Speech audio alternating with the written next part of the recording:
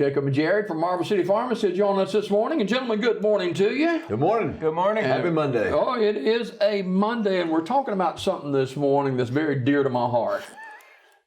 Don't look at me and laugh. We're talking about maintaining a healthy weight. I'm going to use a Lane Kiffin on y'all if you're not careful. Yeah, look out now. Maintaining healthy. Look, Lane Kiffin's doing a better job. He is. If he can do it, we can do it. There you do go. it. There you go. Well, let's talk about maintaining a healthy weight.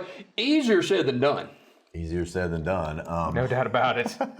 This is one of those things where, you'll see this, it's going to come out as we're talking, but this is as important as it gets. And overweight and obesity are associated with so many negative health outcomes in the U.S. and around the world. It's something that is sensitive, right? But it's something that we can't avoid as health professionals. And we'll talk about that some more. First question is how do we determine what a healthy weight is? And, I got on the scale not too long ago to check my weight, and it said 1 at a time, please. Yes. So That is a good question. And there are some very, very, very detailed, difficult ways of determining healthy weight, where they do all kind of body fat testing and things like that. Your average, you're not going to do that. So what a doctor would normally do, what a nutritionist would do is we're going to take a simple function of your height and weight, and there's an equation, it's called body mass index, BMI. It just looks at how tall you are and how much you weigh without looking at you individually, putting that together and saying, as we average people out, we know that between 18 and a half or so and 25 is a healthy weight, 25 to 30 is overweight, 30 and above is obese. Now, there's some leeway there, there's some exceptions. Yeah. Several years ago, one of the most absolutely jacked athletes in the world was a running back named Eddie George, and his BMI was like 36 because he was a solid hunk of muscle and bone. That's all he was. Yeah. So it's not deadly accurate, but unless you're chiseled like Adonis at the house, don't tell yourself, well, my BMI 32 must mean I'm really healthy. No. In general, 25 to 30 is overweight, above 30 is obese. We laugh and joke a little bit about this, but it's very, very serious. It can be very, very serious. Actually, how common is being overweight and obese?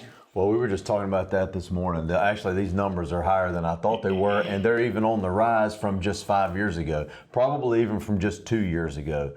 Roughly 40% of people in the United States are in the category that's considered to be obese, and another 30% are in the category considered to be overweight. So if you combine those two numbers, somewhere around 70% of people in the U.S. are considered to be overweight or obese. And as I said, those numbers are on the rise. If you went back 10 years ago, you would be 10, 20% less. And so there's some reasons for that, which we'll get to in a minute, but this is I don't know if crisis is the right word, but it is certainly an epidemic that has got to be talked about and has got to be addressed.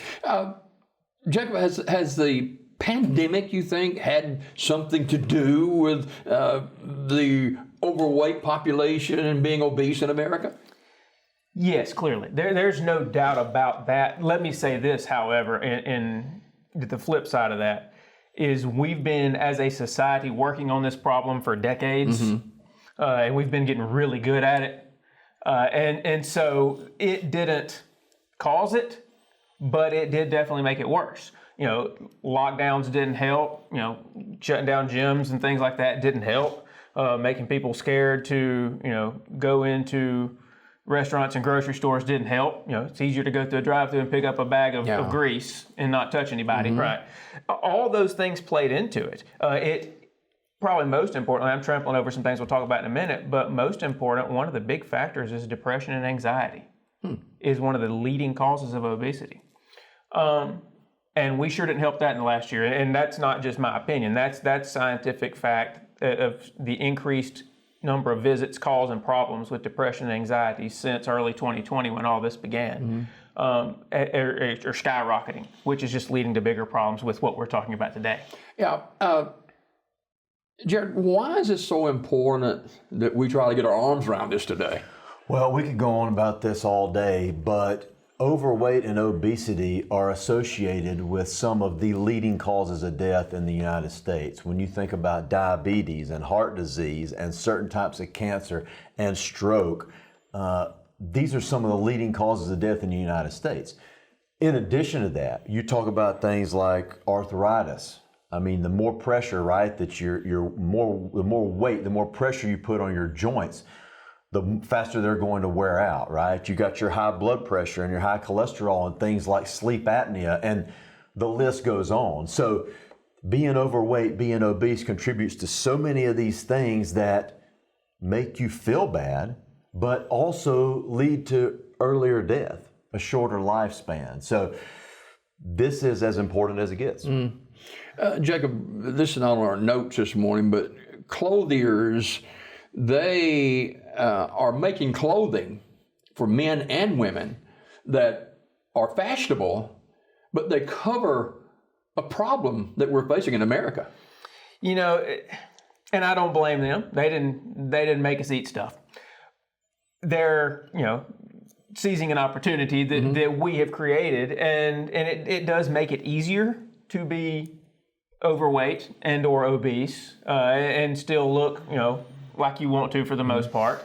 And there's a huge market for that right now. Right now, they can't make clothing the size they made it 30 years ago, and have enough people buy it to stay in business. If you made clothing the way it looked 30 years ago, sizing wise, you wouldn't be in business very long. And so they have to make exceptions for what our 70+% of our population has gotten to. And so while obviously they need options, I'm glad options are out there. I don't want us to use that as a crutch. Jared, we go to the grocery store and we see every reason for us to be bigger. And it's so enticing for us to look at. Listen, I love all those things myself. We've joked about before on this show how much we love sweets. And look, those things in moderation, they're fine, right? You got to enjoy some of this stuff. In fact, your body can't operate like it's supposed to without carbohydrates and fat. We can talk some more about that in a minute. I do want to say this. This is a sensitive topic. It is very closely associated almost every time with depression and anxiety. So from the standpoint of a healthcare professional, we want to be sensitive to that. Obviously, for us to go make fun of people who are overweight and obese is inappropriate. That's something that we don't want to do. At the same time, this subject has become taboo, and it is considered to be rude to talk about being overweight or obese. But it has to be talked about for the reasons we've already discussed, because of the health problem, or maybe even crisis is the right word, that it is. There are words out there like fat shaming and fat phobic. And yes, of course, we don't want to be out there making fun of people. That's just not right, period, right? We don't want to make fun of anybody except for Jacob. Yeah. But with good reason. He's a little guy, we can talk about him. Clearly. But it's not rude for us to talk about this as healthcare professionals. And if your doctor addresses this with you, and if you ask your pharmacist what you can do about XXX or X, and one of the things that your pharmacist says is, you really need to drop some weight, we've got to get past that this is rude, and we've got to look at it as the healthcare problem that it is. Talk about healthcare specialists are reminding us professionals about us being overweight, and we got to do something about it. But we continue for it to be on the rise. It's cheaper to eat unhealthy. It is more convenient to eat unhealthy. We're very busy. In almost every two-parent home, both parents are gone working all day. And we have a whole lot of single-parent homes with the single parents gone working all day. Cooking takes time and planning and grocery shopping and money. We have increased depression and anxiety. We've talked about it. We've made them worse in the last year and a half or two. We have increased availability of every kind of fat food you can imagine in the grocery store and in the drive-thru. We have sugary drinks everywhere you turn. Our jobs are less physical than they used to be. We have less physical activity in general. We have less time for exercise. And we don't talk about it. You put all those things together, and we get 73% of our U.S. adult population overweight or obese, and still rising and not being addressed. And you get where we are today, and if we don't do anything, I sound like one of these climate people that tells how terrible it's going to be. We're 73% today. If we're still sitting here doing this show 5 years from now, it's going to be more than 73%, significantly more. We've got to do something. It's not an option. It's just going to get worse. Well, there is something we can do about it. We can do nothing and lower our quality of life and lower our life expectancy. Yeah. We can do that. We can take care of it that way, or we can do something about it. Jared, we talk about making changes in our life and our lifestyle. There's all kind of weight loss programs out there, and I've tried about 2/3 of them. But there's more to it than weight loss programs. Talk about that. Yeah, there's more to it. I'm glad you said that. Yes. First of all, I want to make a public service announcement. Next month's program will be about climate change. Yeah. I won't be here. Yeah. That'll be Jacob by himself. Yeah, I'll love that. And you'll love what I have to say. Right? Okay. Weight loss programs are fine for what they are. There are good ones. There are bad ones. That's fine. We can get into details of that later. The way to fix this problem, and this is the unfortunate part, it took us a long time to get where we are individually, and it's going to take a long time for us to get out of it. So what we're looking at is a commitment to a different kind of lifestyle. And you guys know this. You commit to something different in your life that's going to be a 20-year change. That's difficult, right? We've gotten ourselves in a place where we've got to do different because our habits for 20 years have been bad. It's difficult to make habits for the next 20 years of our life, but that's what we're looking at.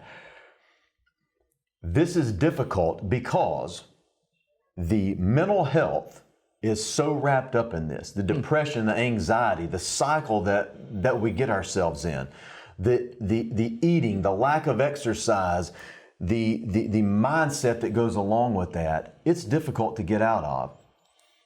Let me give you something simple. This would do wonders for you. If you are able, get out and take a walk in the sunshine. I believe in God. I believe that the sunshine is there and it does something for us. Now, that's another subject for another day. Get out and take in the walk in the sunshine and see how much better you feel. I'm not asking you to do 75 push-ups or run 3 miles. These simple steps will get us pointed in the right direction. Jacob, a couple more minutes left. You guys' tones are serious about this morning. I will admit something. It is easier for us to do this here, looking at a camera, than to look at someone we love in our pharmacy and go, hey, brother, you're overweight. Yeah. Now, we probably need to do that more than we do. But it's a lot easier to look at that camera right there and say it than it is to look somebody in the eye and go, hey, I'm not being mean, but you got to do something. And it's a huge deal. You know, we talk about prevalence of diabetes on here. We talk about prevalence of high cholesterol and prevalence of hypertension. None of them are 73%. Not anywhere close. None of the diseases we talk about are anywhere near 73% of our population. We're talking 7.3% maybe, not 73. This is probably the most prevalent thing we've ever come on here and talked about as far as a disease in our country. We've never talked about one anywhere near 73% of the population. And yet here we are. And all those other things we do talk about, a lot of them are caused by this. It's a big deal. It's hard to deal with, but it's a big deal. Jared, we'll leave it with you this morning. We have kind of disguised ourselves or we've kind of tricked ourselves into believing that this is just the way it is with our lives. You know, this is the way we're going to live. Sure. Well, sometimes we have to unteach ourselves things that we've taught ourselves. And we all deceive ourselves, right? Because we want to believe whatever it is that we're doing is okay, right? Then that's a deeper subject for another day too. Wow. But this is something that we're going to have to reteach ourselves. Again, it's going to take a long time.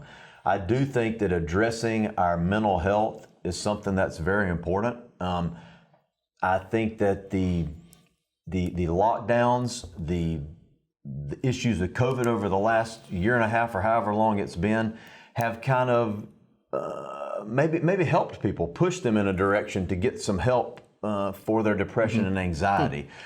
that will go a long way in helping you address these physical concerns. So I can't stress that enough. Yeah, if you need more information on this, we've got about 30 seconds to go. You can contact our guys at Marble City Pharmacy and talk with them more about it. There's a lot of educational tools out there that we can use, but we appreciate you guys coming today. Very timely subject for a lot of people, and we thank y'all for being a part of it this morning. And we got more to do on Daybreak Live. Our friends from Marble City Pharmacy join us every month here on Daybreak Live. Final check on the weather forecast, calling for a partly cloudy sky and hot today. They mentioned sunshine. You're going to get plenty of it today with temperatures of near 90 degrees. We appreciate you joining us for Daybreak Live. We've got a whole lot more coming up after you watch this.